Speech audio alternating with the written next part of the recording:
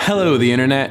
I'm Connor Jones, and you'll probably be seeing this sometime in 2018, but it's actually New Year's Eve right now. And I decided that before I head out and celebrate, I should take a quick second to shoot a video about goals and pursuing your interests. So this is that video. 2017 was a big year of growth for me, and that really comes down to making the decision to set one goal for myself that I thought I might be able to accomplish by the end of the year.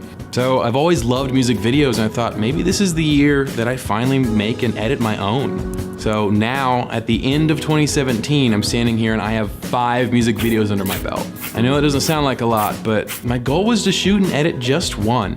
And this was a goal I set just to see if I could do it. So if anyone is watching this, I'd love to challenge you to pick just one thing you think you'd like to accomplish this year, and spend every day chipping away at the progress, bit by bit, until you can look up and realize, hey, I did it. I've learned so much, and I'm a better person for having this experience. You don't have to tell me or anyone else what the goal is, but write it down and keep it somewhere you're gonna see it every day. It's gonna serve as a reminder that you have a goal and a responsibility to yourself to crush that goal.